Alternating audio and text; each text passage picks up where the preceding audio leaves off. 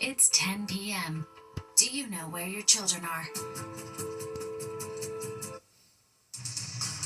Right now on the 10 o'clock news. A temporary ICE detainment facility in Lower Manhattan drawing the attention of Democratic leaders. Members of Congress show up to inspect the location, but did they get in? First, we've been following breaking news all day as tensions are boiling over in Los Angeles for yet another day. The National Guard is now facing off with protesters who are angry about ICE raids in their city. Good evening and welcome to the 10 o'clock news. I'm Arthur Chien. It is day 3 of protests in LA. Thousands of protesters are swarming downtown Los Angeles. This is a live look at downtown LA right now, a chaotic scene where agitators are now setting self-driving autonomous vehicles on fire, that one being extinguished over there. But when they're on fire, there were some warnings that they may have lithium-ion batteries, which are potentially explosive. You see the fire department on scene now putting those fires out. And today's demonstration started peacefully outside a federal detention center, but quickly devolving into shouting matches with rounds of tear gas being fired to disperse the crowds. Demonstrators moved onto roads blocking major highways. The National Guard arriving on orders issued by President Trump himself against the wishes of the local mayor and governor. Fox 5's Kendall Green joins us live in the studio with more on what officials are saying about this tonight. Good evening, Kendall. Hey, good evening, Arthur. The mayor of Los Angeles is calling for calm as California becomes the epicenter of outrage amid the Trump administration's latest immigration sweep. And it's reported 500 Marines are standing at the ready for backup if necessary. Law enforcement officers on camera shooting off smoke-filled canisters, attempting to force protesters to back off Sunday in LA. And about 15 miles away in Paramount, they threw bombs, pepper spray. They pointed the guns at us, and they're just violent against us. Graphic videos show droves of protesters pushing back. Those demonstrators face to face with members of the California National Guard, carrying out orders from President Trump. Tensions flared since the National Guard's deployment with its members outfitted with plastic riot shields, heavily armed, seeing spraying protesters with tear gas. In some instances, protesters appeared to block roads while hurling unknown objects in the direction of law enforcement in an expression of outrage toward the federal government. Since Friday, following a series of sweeps by immigration authorities, tallying more than 100 immigration arrests so far, the pushback against ICE has been growing stronger and stronger from both activists and politicians. We all came from rooted, undocumented people. It's not fair. It's unfair. California's governor opposed the deployment of the National Guard, calling the move a, quote, complete overreaction by the Trump administration. LA's mayor sympathizing with the outrage, yet condemning any violence. The First Amendment right gives you the ability, again, to protest peacefully. But it does not give you the right to be violent, to create chaos, or to vandalize property. Retired U.S. Navy Captain Army Curtia, though, considers the measure necessary. Very often you bring the National Guard in to supplement law enforcement without necessarily having the National Guard perform those law enforcement functions. But a lot of times what they do is they will build a perimeter to protect law enforcement. When asked by reporters, President Trump says he doesn't have plans to invoke the Insurrection Act. But on the other hand, he tells reporters he's not letting any violent offenders get away. If you're not planning to invoke that Insurrection Act, you still plan to send troops? Well, we're going to have troops everywhere. We're not going to let this happen to our country. We're not going to let our country be torn apart like it was under Biden and his auto pen. Meanwhile, the Los Angeles County Sheriff's Office is keeping guard, urging calm. We're going to maintain a significant presence here in the city of Paramount, and we're going to keep an eye on the rest of the county just to make sure that other uprisings don't start, and if they do, that there's no violence or property damage there as well. Now, Governor Gavin Newsom, in a letter to President Trump today, called the presence of the Guard in his state a, quote, serious breach of state sovereignty. The last time the National Guard was activated without a governor's permission was in 1965 in Alabama during a civil rights march. Arthur? Thank you very much, Kendall. Well, back here at home, 2 Democratic leaders say they have serious concerns about a temporary migrant detainment facility run by ICE in Lower Manhattan. Today, Representatives Nydia Velázquez and Adriano Espaillat visited 26 Federal Plaza.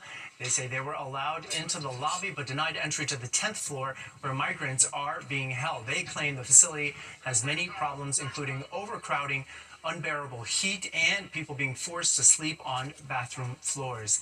They also say many migrants are booking appointments to avoid orders for removal, but are being detained when they show up for those appointments.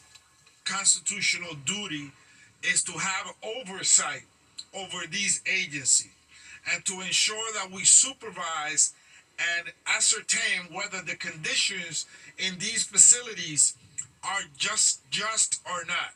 They are apprehending people that are following the rules. People that disappeared. They say goodbye to their families because they're coming here, and then all of a sudden their families do not know anything about what is happening to them.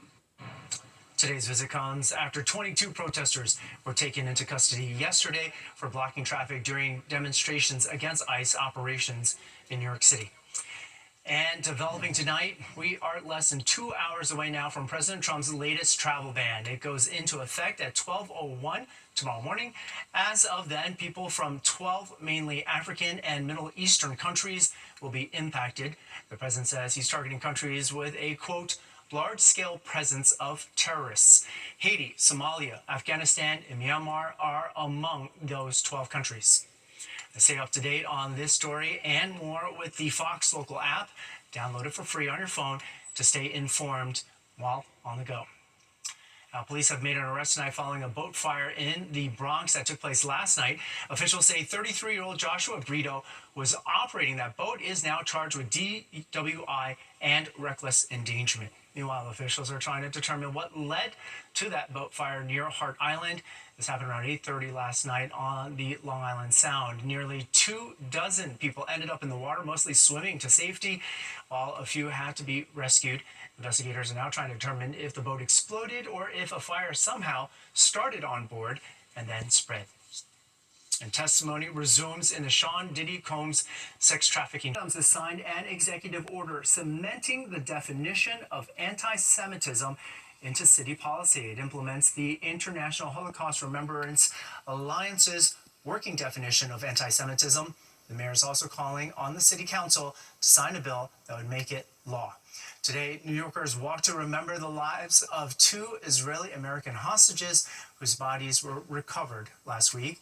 Israel says Judy Weinstein and Gad Haggai were recovered and returned to Israel in a special operation by the army. They were taken hostage by Hamas on October 7th. Leaders at today's event say recent violent attacks against the Jewish community will not deter people from rallying in support of a deal to bring all the remaining hostages home. The only way to bring all of the hostages home, the living back to their lives, and the deceased to proper burial, is through a hostage deal. Seal the deal now. Meantime, in Gaza, the Palestinian Health Agency, which is run by Hamas, claims Israel killed at least 12 people who were heading to an aid distribution site. The Israeli military says it fired warning shots at those who approached its forces. Red, white, and blue taking over Fifth Avenue in celebration of Puerto Rican heritage. It is the largest celebration of cultural pride in the nation.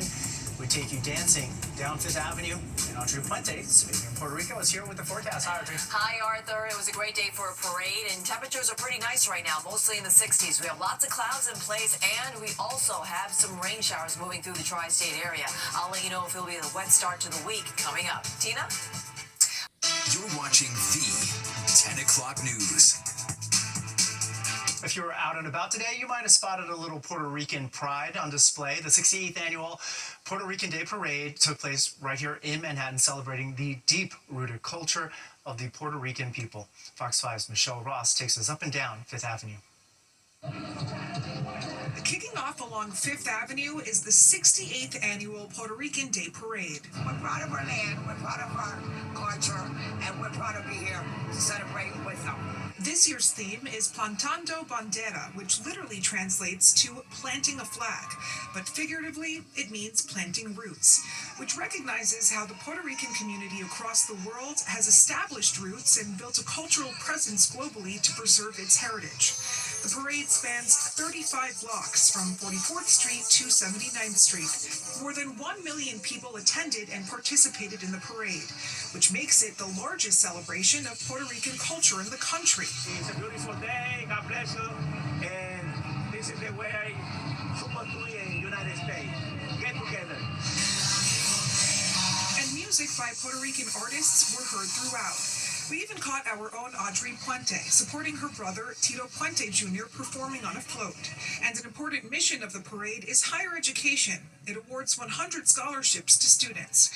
And Governor Kathy Hochul also here announcing $9 million in Hispanic arts, culture, and education initiatives. We are committed to continuing the great traditions that have defined this culture and how vibrant the people, the businesses are, the people who are so hardworking, who came here for a better life, brought their families, and we are part of Puerto Rico now and forever. And while it's always a great day to be a Boricua, this day is especially great, surrounded by Puerto Rican pride on full display. Michelle Ross, Fox 5 News. Well, does that good weather continue into the week? After this short break, Audrey Puente is going to be back with a full check of our forecast. Well, the much-anticipated 2025 FIFA Club World Cup is about to kick off. We have what you need to know about the month-long soccer tournament that's taking place right here in the U.S. That is next in our look ahead.